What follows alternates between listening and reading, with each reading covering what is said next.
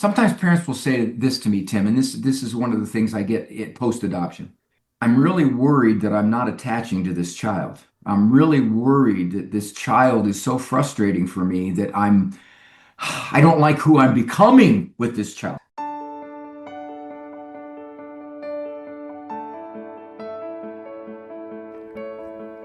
Will my adopted child be okay? What does their future hold? Did I do something wrong? Hi, neighbor. I'm Tim, an adoptive parent and adoption life coach. If you're feeling anxious or uncertain about your parenting journey, you're in the right place.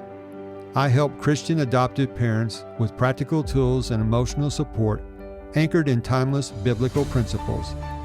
Anchors of hope and healing are on the way.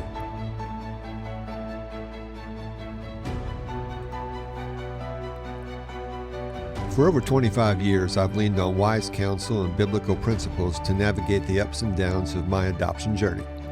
Through this podcast, I bring you meaningful conversations like the one you're about to hear with experts who understand adoption trauma. I also share practical biblical insights drawn from my own experience, because I believe when Scripture and wise counsel work together, real healing begins. If you've been struggling to apply God's Word to your adoption story, I have something for you. A resource rooted in Scripture and shaped by the real struggles and victories of the adoption journey. This resource blends biblical encouragement with practical tools for healing. If I can be a conduit of this healing, please reach out to me. Tim at anchorsoфencouragement.com.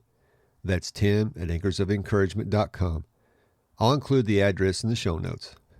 Your next step toward healing starts here. Let's take it together. Adoption is rewarding and redemptive, but also messy in ways you only understand once you're living it. Hi, neighbor. Today I'm happy to bring to you a heartfelt and practical conversation with my neighbor from Ohio, Dr. Ray Guarendi. Dr. Ray shares story after story, along with practical guidance and hard-earned wisdom. There was simply too much good content for one episode, so I've split it into two. In this first part, Dr. Ray opens up about his own adoption journey, why he and his wife kept saying yes, as well as the hard realities, trauma histories, safety concerns, and behavioral challenges that every adoptive parent needs to be prepared for. I want to encourage you to grab a pen and paper. This conversation with Dr. Ray is packed with nuggets worth writing down. At the end, I'll share a biblical principle from my own adoption journey to help guide these conversations. Today I want to welcome my neighbor faith from North and Canton, perspective. Ohio, Dr. Ray Guarendi. Dr. Ray is the father of 10 adopted children, clinical psychologist, author, professional speaker, and national radio and television host. His radio show, The Doctor Is In, can be heard on over 500 stations. Dr. Ray has given over 3,000 talks on various topics including parenting, marriage, and family. He captivates audiences with his compelling humor-laced presentations, providing practical advice and proven techniques. Dr. Ray, it's good to have you here. I'm so thankful you're joining us today. Hey, thanks, Tim. I appreciate the invite. And just before we got on, we talked about you're from Ohio, I'm from Indiana. I'm a Purdue fan, as my friends know, but I was secretly rooting for IU, and we almost had the interview over before it started. So, Well, it can't be secret. You just gave it up. You just told all your listeners. There's no secret anymore there, Tim. we'll see if my friends are listening. Hey, in Ohio, man, we got the Browns, we got the Indians. I mean, we haven't seen a national championship in pretty much in my lifetime. Well, Purdue fan, it's been a while. Never in basketball, women's basketball we have, but anyway, it is what it is. I was cursed to be the child of a dad who went to Purdue, so that You was had just, no option. I You had no talk to the Lord options. about it. You talk to the Lord. You tell him, hey, I didn't pick this spot here. They do have a pretty good team in basketball this year, so crossing our fingers, but we don't get our hopes too high. Anyway, I really appreciate you being on here. We're going to talk about some things today that I know will be helpful to adoptive parents, and with your unique perspective of being an adoptive parent yourself, as well as a clinical psychologist, you can address or speak to these issues that a lot of adoptive parents like myself have dealt with. Things that weren't talked about, but we found out later on were trauma-based. And so as we get into this conversation, Can you just give us a little background about how you came to adopt 10 children? That's amazing in and of itself, and just a little more of your story. My wife and I couldn't conceive. They had diagnosed me with something called Sertoli only cell syndrome. Now, that's a congenital problem, which means it's not going to happen. Now, my grandmother was very excited when she heard it was Sertoli because she knew it was Italian. So she was happy it was Italian because I'm 100% Italian, so is she. I told my mother, I said, this is congenital, which means, Ma, it comes from you. So I threatened to sue her, but the attorney told me that the statute of limitations had probably run out. So I gave her a warning. I said, this better never happen again. We went to Cleveland Clinic. They told us, if you conceive, you better get on talk shows, get on Tim Maudlin's podcast, because it's a miracle. Well, we didn't conceive, obviously. Mm-hmm. And my wife and I said, what do we do now? We always wanted to have 5, 6 kids. We'll try to adopt. Maybe we can get 1, maybe 2, you know, how long the wait is, you know, sometimes how expensive it can be. Discovered a little secret, Tim. Now, this was back about 30 some years ago. It's still sort of the case now for adoptive parents. If you're willing to go across race, or if you're willing to adopt a little older, the wait is shorter. Mm-hmm. I asked an adoption worker once, I said, what if we wanted to adopt a black baby boy, black infant boy? How long would we wait? She said, what are you doing tomorrow? Oh, wow. That's the way it was. Okay, Yeah. so I have 3 white, 2 Hispanic, 2 biracial, 3 black. Now, when we go through the grocery store, when the kids were little, we go through the grocery store. People would look at this, and I could hear them thinking, well, that major dork doesn't realize them ain't all his. And I say, I suspect her, but I can't catch her, you know? So one led to another. And this is, of the folks listening to you right now, pondering adoption. This is a little secret the agencies don't tell them.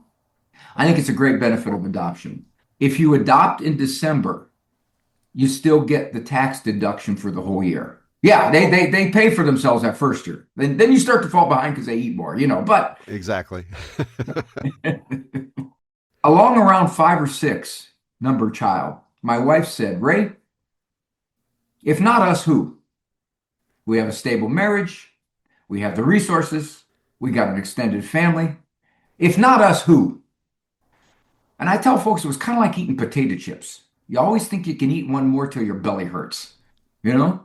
Mm-hmm. So we stopped at 10. I wanted to go 11, but my wife said to me, this is true, it's a true story. She said, Ray, if you want to go 11, I'll do it. But I got to tell you, I'm getting close to my load limit. And at that point, Tim, we had 10 under age 12. So I had to be supportive to her. When she said that, I had to say, oh, you wimp, I work for a living. And I said, honey, you make the call. You're the boss. You make that ship run. Mm-hmm. My wife, as we talked about her before we got on here, she's Italian too. And she came from a family that had 6 kids. And I believe it was 6 kids in 8 or 9 years. So they didn't go to 10, but they had all those kids really young all at once. So it was a handful for them. Well, have you noticed our culture right now, Tim? Our culture basically says you can have physical relations with anybody, any way, anyhow that you want. And we are to applaud that. The only people that we now give abuse to for having children is married women to the same guy who have more than the culturally okay 1.86 children. Mm-hmm. We abuse pregnant mothers. By the 3rd kid, they're hearing things like, do you know how this is happening? Are these all yours? Don't you have a television? Any mother of more than 2 will tell you they get that. You know what we used to say when they said that about our 10 kids? They'd say, are these all your children? I'd say, oh, no, of course not. The oldest is at home with the triplets. Well, I have friends that they get looks in the grocery store if they have more than 3 or 4 kids. It's true. It is now the target. It is now the sexual target in our culture. You can do anything you want except have babies in wedlock. It brings in a complication. Tim, this is no longer 1950, 1960, when the pregnant young girl went to live with the nuns or her aunt until she gave birth to this healthy child. Mm-hmm. The adoption world right now is more of kids who are at risk. They've been taken from birth parents for drug and alcohol abuse. There was drug and alcohol use in the womb, which really can affect the developing a child. Overseas, where neglect is very high. So a percentage of the adopted kids are what you would call variously at risk. In other words, their development might not be so smooth. They might have some learning problems. They might have a slowness in forming a conscience. And I get this a lot from parents who come into my office. They desperately wanted a kid. They adopted. They thought, okay, love, discipline, stability. We will give this child a beautiful home, and they do. But unfortunately, a percentage of the time, what happens is that the child's very hard to raise. The child doesn't necessarily absorb what they're trying to teach. Now, of my 10 children, I have some like that. I have some who were drug and alcohol exposed, and very clearly, they were the ones who were slower to absorb our parenting, what we were trying to teach morally and otherwise. So I brace parents on this. I tell them if you're going to adopt, and if you're going to adopt a kid overseas, or you're going to adopt a 6-year-old, or you're going to adopt a sibling group with a 9-year-old and a 4-year-old, understand that this could be a bit of a bumpy ride. But in a sense, if you know that, you're better able to ride the waves. You're better able to say, okay, yes, I know he just stole a Matchbox car from Drug Mart at age 5. And oh, okay, that's the third time he's done it. We're going to have to deal with this. I didn't have to deal with this with the other child. I didn't have to deal with this with my bio kid, but I do have to deal with this. And if you know it, you're not going to be so shell shocked. You really did a good segue to get into what we want to talk about. The real challenges that adoptive families face that most people never hear about. You've addressed some of these with the drug and alcohol. What are some other things, other challenges that adoptive parents will face that they don't hear about? If you're adopting an older child, even as young as 4, because a couple of our kids were 4 years of age, they are often very worldly. They have been exposed to adults behaving incredibly poorly, incredibly immorally, incredibly sexually. And so these kids have seen this. One of my children, we suspect, was sexually abused in the foster home. And as a consequence, there were things coming out in his personality. He got older, and we tied it back to what probably happened in the foster home. The older kids, by and large, don't have the safety of your environment. They don't have the morality of your environment. They don't have the stability of your environment. Whatever they were placed in, for example, maybe they had 5 foster homes. Maybe those foster homes broke for them. So as a result, here's a kid who not only lost a lot of years of socialization, he lost that, but he also was exposed at age 5, 4, 3, 8 to worldliness that you would never have exposed your bio child who you gave birth to in a healthy womb at age 8. So that's a factor. Parents will say to me, should we adopt someone older than our other children? Now, we did that once. We adopted 2 4-year-olds when we had a 3-year-old and a 1-year-old. That wasn't so much a problem for us because the kids were all pretty small still. The 1-year-old really wasn't affected. The 3-year-old, she had some adjustment problems because she didn't like these 2 kids coming into the house all of a sudden usurping her role. In the long term, it didn't cause problems. Here's what I tell parents. It's not necessarily dangerous to adopt an older kid because the experts will say things like, well, you don't want to usurp their ranking in the family. If you've got a 5-year-old that's the oldest in the family and you adopt a 6-year-old, you have now just shunted the 5-year-old down a notch. That's not the biggest concern. The biggest concern is, what does that 6-year-old know that your 5-year-old has still been innocent about? That's the biggest concern. That's why I tell parents, I say, it's going to come down to what this child has been exposed to. And you do your best to get that information, but you know as well as I do, a lot of times one of the realities of reading about an available adoptive child is that it's kind of like they sell a house. A real fixer-upper. That means it's fallen apart.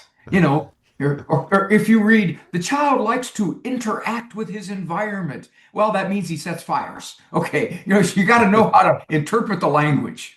That's interesting when you said what they know, because I remember we had adopted our first son, and then some options were presented to us that we deemed unsafe for him because of what the child we were possibly adopting.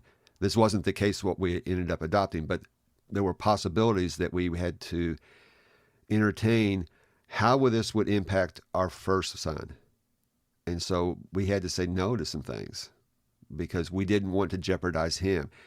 One of the things that we were counseled on is safety first, period. Safety first. And so we had to have some really hard conversations, my wife and I, say, no, we can't really bring that situation into our family just because of a safety issue. Did you ever have that kind of thing to work through? The safety issue for us came up when they got older. Okay. We had one daughter who was born of a crack prostitute mother, Okay. and we adopted her at age 2. There was already some neglect and trouble going on. So as she developed, she was the toughest of our kids. And by the time she hit adolescence, she actually started doing things that were unsafe. Okay. Okay, she attempted to set a fire at a church. There were times when she would, for example, if she got angry at us, we found pins sticking up in our bed for us to lay down on. Now, I'm not saying this to scare parents who Right. want to adopt. I'm not saying this at all. This my daughter purely was very, how should I put this, poorly wrapped young lady from the womb. Mm-hmm. So because of that, we did have that. But by that point, the kids were old enough to be able to manage the situation. They were not 3 years old who Right. were going to be victims of this 12-year-old. It wasn't going to be like that. Okay. So that was a factor, but it came up later. The biggest thing for us was we didn't want to adopt somebody who was sexually exposed to all kinds of stuff because that kind of curiosity, that kind of hyperstimulation, when they get a little bit older, all of a sudden at age 6 or 7, she wants to do this with her brother. Okay. And her brother's thinking, what the heck is this? The poor little guy's 4 years old. He's not knowing what's going on here. So you just got to be careful about stuff like that. I have a book, Tim, called Adoption. Should you, could you, and then what? And it answers all the questions I get from adopted parents, both prior to when they're considering it and post after they've adopted and they're experiencing some of the things that are pretty normal to adopted parents. And one of the things that I deal with a lot, and I deal with in my office, somebody will have 2 bio children, and they'll say, well, we really want to adopt. We've got a good, stable marriage. Let's adopt. Okay. And what they find was that this particular adopted child that they adopted at age 5, or maybe an infant, but was heavily drug and alcohol exposed in the womb, is a much different child rearing experience than the first 2. First 2 is relatively smooth. They absorbed the parents' parenting. They were mature. They did good in school. They didn't have any learning problems. It was great. The second kid, well, there was some immaturity there. There was some impulsiveness. There was a little bit of deceptiveness, that kind of thing. So it shocked them because they thought they were going to have the exact same child rearing experience that they had in the first 2. Now, they will. I mean, they're going to learn to be a bit different parents. Sometimes parents will say this to me, Tim, and this is one of the things I get at post-adoption. I'm really worried that I'm not attaching to this child. I'm really worried that this child is so frustrating for me that I don't like who I'm becoming with this child. Now, I'll get that, all right? Uh-huh. And I'll tell them this. I say there's several things you got to do. First of all, you got to give more hugs and kisses whether you feel like it or whether you don't. You make sure that child is getting hugs and kisses because he's getting more discipline than you want to give him. That's 1. 2, you do not take his behavior personally. You do not look at the child and say, why is he like this? Why is he doing this to me? Why is he acting this way after all we've been trying to do for him? Do not do that. Okay, this is a kid who, for whatever the reason in his wiring, is doing these things. Okay, you don't take it personally. Three, you realize you may have to be a bit more supervisory than you used to have to. I'll give you a small example. When we first adopted the twins, they were age 4. We'd go to church and they would go to the little preschool, and we would every Sunday we would tell the teacher, please let us know if there's any problems at all. Because we knew that they could. I mean, my son, when he was 4, he punched the teacher. Okay, well, I'll deal with that, but you have to let us know. Or when we would leave them with certain people, we told them, if this happens, let us know. So that kind of vigilance that you don't have to do necessarily with other kids, you might have to do with this one. You have the knowledge from personal experience as well as your studies as a psychologist. This information is needed for adoptive parents. And you alluded to the fact that, like a Bible class teacher, let us know. What were some of the challenges of people in your sphere, your friends? Did you have to educate them? Not too much, Tim. No, they kind of accepted the kids very much, and they knew that mom and dad. Here's the key, Tim. This is critical to any kid, adopted or otherwise. If somebody else knows that you, as the parent, are going to monitor the situation closely and take care of it if it erupts, they don't hold the kid responsible. If, however, the child is unruly or difficult or disrespectful, and they see you not doing much about it, they tend to point to the child, I don't like you, kid. Get away from my kid. If they know that my wife and I were going to keep on top of any situations that might come up, they felt much more comfortable. Okay. Okay. Personally speaking, when you are trying to stay on top of things and you understand that it's a challenge and you have to keep persevering with this, it can be difficult for people to understand that you are trying, you're doing your best, because it's not a one and done thing. I told my wife we couldn't raise our boys the same way we were raised. We tried and it didn't work. We had to come up with some different techniques, different ways to do it. And so it for some adoptive parents, it gets tricky because people look at you funny. You're failing your kids. I've said this. I was taught I was either too lenient, too tough. I didn't know what I was doing, and I was even failing the kids. And we were trying our best. We were trying our best. Everybody thinks they're a knowledgeable person and they have their opinions and they second guess you. I mean, that's in every aspect of life.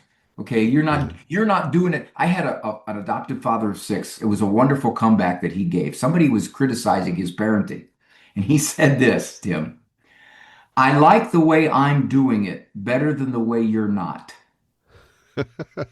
That's a good line. That's a great line. I really appreciate this conversation. You've offered a lot of great insights and tips for adoptive parents. If there's one thing you would want to leave them with, what would that be? Many of the questions that you asked me are questions I get from adoptive parents. Mm-hmm. Many. Their nervousness and anxiousness before they adopt, wondering, am I going to attach to this child? Am I going to like this child? What's my grandmother going to think of this child of another race, et cetera, et cetera, et cetera. And then afterwards, when do you talk about the adoption? How do you explain that their birth mother's in prison? What do you say about we don't know where your birth dad is? How do you do these things? All these things, Tim, I answer in my book, Adoption, Should You, Could You, and Then What? The book, you're not going to have a big seller when you write an adoption book. All I wanted to do was to get some parents to consider adoption who never have. And those parents who are moving through adoption to say, okay, let's make this smoother. Sure. Okay. And we'll put a link to that in the show notes. Are there other ways that people can reach out to you? Sure. My website's drray.com, drray.com. All the books are there and ways to contact me are there. Okay, I'll have that in the show notes as well. So again, thank you so much for taking time to speak to my audience. This has been a great conversation. I know it will help them persevere. That's the idea. We can all do this if we have information and we rely on God. So thank you again for being here. All righty, my friend. Dr. Ray provided us with a wealth of information. Here are a few of the takeaways. Number 1, knowing ahead of time that adoption can be a bumpy ride helps parents persevere with greater steadiness. Number 2, a loving, stable home does not automatically lead to smooth development or typical responses to discipline. Number 3, challenging behaviors are often rooted in early wiring rather than parenting failures. Number 4, children who receive more correction often need more intentional affection and reassurance. And finally, number 5, safety, especially regarding exposure or risky behaviors, must always come first. Please see the show notes for the ways you can connect with Dr. Ray. Before I go, I want to share a biblical principle that has guided me and that can be combined with Dr. Ray's wisdom. This isn't just an idea to know. It's something adoptive parents can actively practice every day as they support their children. I call it practicing steadfast love. It means staying patient and consistent, giving extra love even when it's hard, and carefully guiding your child without taking their struggles personally. Ephesians chapter 6 verse 4 reminds us to bring up our children in the discipline and instruction of the Lord. And Galatians chapter 6 verse 9 encourages us not to grow weary in doing good. By combining love, patience, and attentiveness, we can help our kids feel safe and supported, even through the toughest challenges. If you've been struggling to apply God's Word to your adoption story, I'd love to be a conduit for your healing. Please see the address in the show notes to reach out to me. That's all for this episode. I want to thank you so much for joining me. Until next time, this is Tim, encouraging you to do what you can now. I hope today's episode encouraged you to face the storms in your parenting journey with courage and confidence. If so, would you please share this episode with another adoptive parent? It would also bless me in the mission of this podcast if you would take a couple of minutes and leave a review for the show on Apple Podcasts. Until next time, this is Tim, encouraging you to do what you can now.